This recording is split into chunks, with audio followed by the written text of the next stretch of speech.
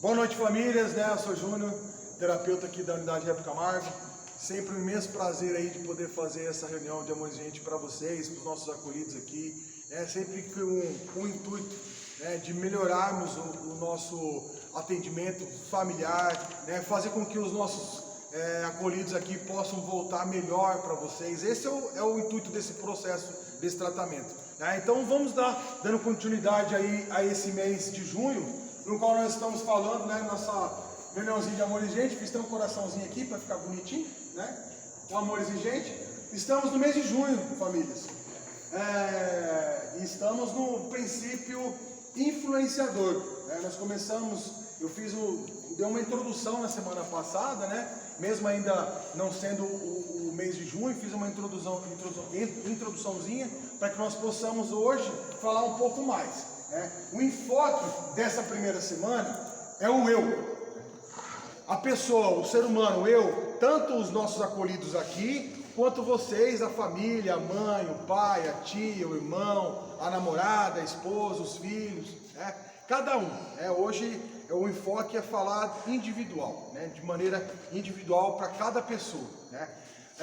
O ser humano, ele segue alguns padrões, né, dentro da sua vida, né? Alguns padrões são determinados pela vivência, né, pelas raízes culturais da onde ele está crescendo, obviamente, mas muitas coisas são influenciadas pelo contexto social no qual ele está, né? E alguns perfis, alguns padrões são perfeitamente respeitados. Principalmente quando nós estamos falando, né, da drogadição, da vida das drogas, da influência que isso causou dentro da vida de cada pessoa, certo? Então, movido a isso, o ser humano, né, ele tem o costume de apontar os erros dos outros com um objetivo.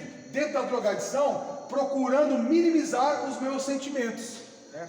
O adicto, o dependente químico, o alcoolista, ele assume alguns padrões de comportamentos que ele tenta, né, para tirar um pouco da sua sensação de culpa, do seu sentimento de que ele fracassou, né, pela alguma frustração que ele está vivendo, e a própria, vou além ainda, família, a própria frustração de que ele não consegue mais controlar o uso das drogas, né, e aí ele usa, né, desse mecanismo de defesa, como eu sempre ensino aqui nós acolhidos, né?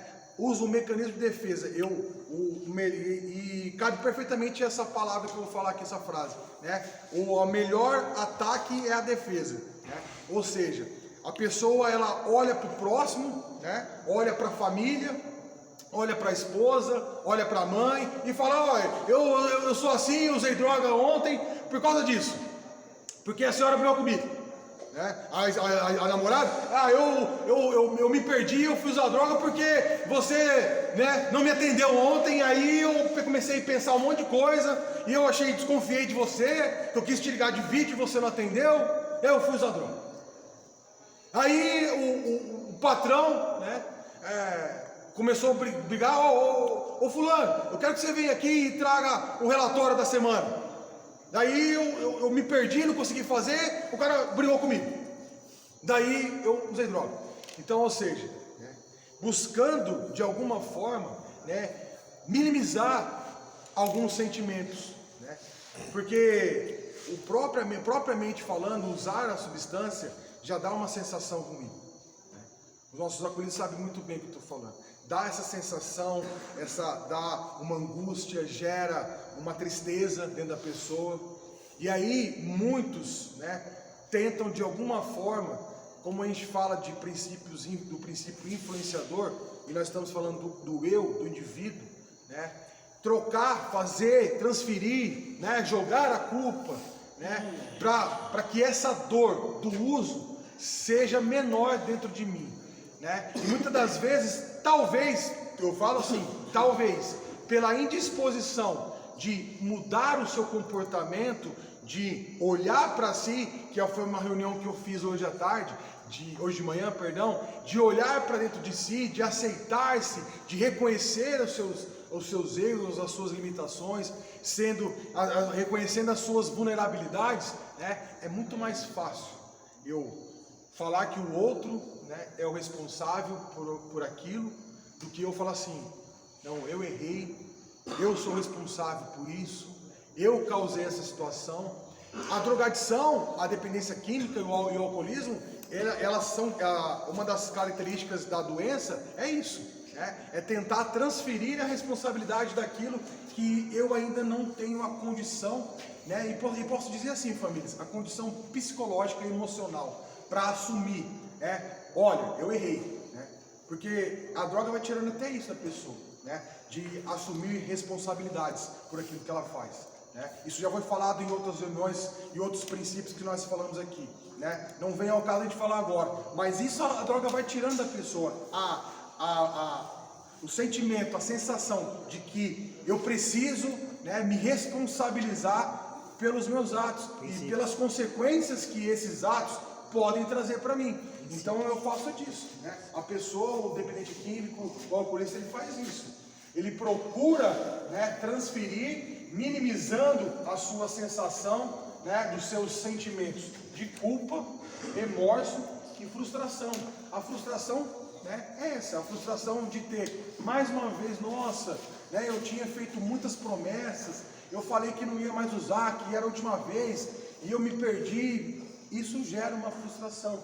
Daí eu transferir, né, culpando os outros, né, gera dentro da pessoa, dentro do ser humano, um sentimento de que diminui a dor, né? O sentimento ruim, a culpa, a vergonha que a pessoa está sentindo por ela ter, mais uma vez, decidido usar, né? E aí transfere, né? Existe a transferência de responsabilidades. E eu até coloquei em outra cor aqui, famílias, porque isso são características, né, fundamentadas dentro da drogadição, dentro da adicção ativa. Agora eu volto com meus queridos acolhidos aqui para falar em recuperação. Em recuperação, qual é o meu maior ato de coragem? Em recuperação, qual é o meu maior ato de coragem? É quando eu assumo meus erros. Quando eu consigo olhar, estou falando para os meus queridos acolhidos que estão em recuperação. Quando eu assumo meus erros, isto se torna o meu maior ato de coragem. Porque até isso a adicção, a drogadição ativa tirou de nós. De tomar, de ser, de se impor, de falar sabe, se impondo, eu não quero mais, eu parei, é isso, eu determino, eu assumo meus erros, eu tenho uma postura diferente, em recuperação, porque muitas famílias vão saber do que eu estou falando, né? Eu vivi isso. A droga, ela tira até isso da pessoa, né? Ela não consegue olhar nos olhos, ela não consegue levantar a cabeça, sempre vive cabisbaixo, um olhar para baixo, cabeça para baixo, né? A droga, ela tira isso da pessoa. E aí, em recuperação, nós podemos assumir os erros, né? E falar agora, né? Eu não estou falando que, deixo bem claro, que quando os meninos voltarem para a família, né? Então eu entendi tudo, Júlio, eu vou usar droga, aí eu chego em casa e falo, eu usei droga. Não é isso, né? Assumir os erros, porque somos pessoas imperfeitas, né? É erro, né? Isso é bom eu falar para vocês, famílias, é erro pensar que os seus filhos, o seu marido, seu namorado, quem quer dizer, seu pai, vai voltar um super-homem, sem erros, não vai errar, não vai mais cometer, né, erros, né? Estou falando isso no contexto da vida, né? Vai existir momentos que vão tomar decisões erradas, vai existir momentos que vai pecar em alguma coisa, né?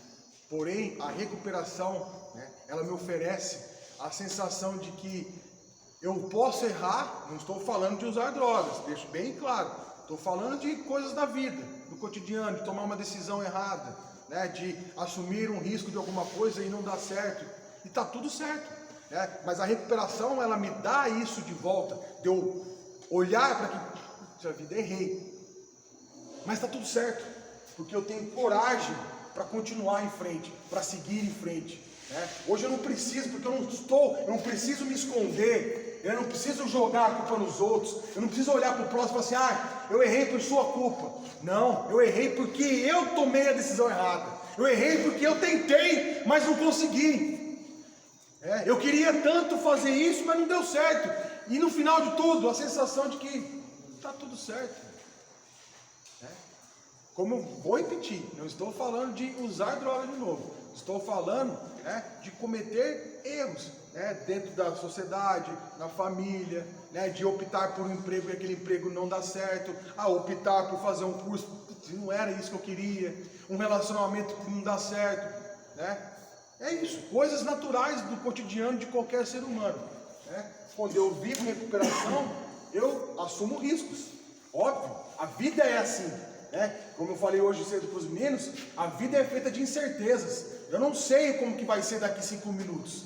E isso também gera alguma sensação de medo. Porém, em recuperação, eu sei que eu posso, se eu errar, não tenho problema em assumir. Errei, e está tudo certo, vamos continuar, dar continuidade nessa vida. O objetivo é a busca pelo equilíbrio comportamental. Esse equilíbrio que a droga também tirou de nós. As pessoas, o ser humano, ele tem um desequilíbrio emocional que obviamente que transfere para o seu comportamento. A pessoa desequilibrada, ela não sabe lidar com os seus sentimentos, com suas emoções, é óbvio que vai existir um desequilíbrio nos seus comportamentos. A pessoa não sabe, está desorientada dentro daquilo que ela pretende fazer. Então, procuramos ajuda para alguém mudar, para que alguém mude. Então, devemos mudar esse pensamento. Não é para que as pessoas mudem. Eu falei isso hoje com alguns companheiros. Eu não posso esperar que o meu mundo externo mude para que eu me motive, para que eu mude, esperando que as coisas aconteçam ao meu redor. Aí sim, se tudo estiver indo bem, aí eu vou mudar. Está errado, não vai dar certo. Para eu receber uma promoção no meu trabalho, eu tenho que fazer o quê? Eu tenho que ser o melhor. Mas antes de receber a promoção, eu não vou receber a promoção sem ser o melhor, sem eu estudar mais que os outros. Enquanto os caras estão indo embora às 6, eu estou ficando até às 8. Enquanto as pessoas já foram dormir, eu estou estudando até às 3 da manhã. Para eu ganhar uma promoção, esse pequeno exemplo, eu preciso ser o melhor. Ou seja, para que algo aconteça, eu preciso ser uma pessoa melhor. Eu não posso ficar esperando que as pessoas mudem para eu mudar. Não vai dar certo, famílias. Não vai dar certo. A possibilidade de existir uma frustração de novo vai acontecer. Vai acontecer. E aqui, olha lá. Olha aqui. Eu tenho que saber que o meu comportamento influencia, para daí depois eu poder cobrar. O meu comportamento é algo, porque por isso que nós estamos falando do enfoque eu. O meu comportamento, o seu comportamento, meus acolhidos, o comportamento da mãe, do pai, da tia, do tio, da irmã, da filha, o meu comportamento é adequado? Para eu poder cobrar algo de alguém, para eu poder impor algo para alguém, querer falar alguma coisa para alguém, como que eu posso cobrar algo de alguém se eu não tenho um comportamento equilibrado? Dentro de uma situação difícil, aquela pessoa que começa a chorar, que nem uma criança, um bebezão, desesperado, aí você quer que as pessoas vão lá, não filho, vem cá, benção, tadinho, vem aqui. Não, eu só posso esperar algo dos outros se os meus comportamentos forem de acordo com aquilo que eu espero que a outra pessoa tenha. Porque aí sim eu estou numa condição de poder cobrar que as pessoas, não digo nem cobrar, eu digo assim, de poder esperar. Olha, eu estou tendo um comportamento adequado dentro da minha família, então obviamente que isso tudo ajuda ao quê? A ter um convívio saudável entre os familiares, né? E aí vamos lá. É uma pergunta, né, que eu coloco para os meus acolhidos: quais os meus comportamentos? Faltou uma palavrinha aqui. Quais têm sido os meus comportamentos? Quais? Deixo essa pergunta no ar para os meus acolhidos, mas também para vocês familiares. Quais têm sido os nossos comportamentos? Né? Como eu falei, repito, o enfoque sendo eu, né, o ser humano, eu, né, o individual, né? Qual tem sido os comportamentos de vocês? Né? Porque se eu quiser que as coisas comecem a andar, né, de forma saudável, esse é o grande objetivo do Amor Exigente, para que o contexto familiar, a família tenha, né, dias saudáveis, momentos saudáveis, né? Esse é o grande objetivo, para que quando nossos acolhidos voltem para vocês, eles sejam pessoas, obviamente junto com, por isso que é importante essa ligação entre clínica, paciente e família, né? Para que os nossos acolhidos voltem pessoas melhores, mas para que vocês também, famílias, sejam pessoas melhores. E aí a grande pergunta: qual tem sido os meus comportamentos? Que comportamentos eu tenho tido, né, dentro das diversificadas situações, né, diferentes situações? Estou numa posição para poder cobrar alguém? Será, meu Deus? Será? Essa é uma pergunta que eu faço, né, direcionada aos meus acolhidos. Será que nós estamos numa posição de poder exigir algo? Cobrar alguém, se posicionar de forma assertiva, pedindo alguma posição?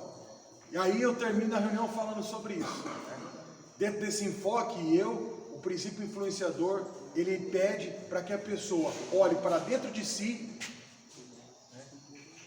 Porque a mudança, falei isso hoje de manhã, e é interessantíssimo falar para vocês, a mudança, ela não é de fora para dentro, ela é de dentro para fora.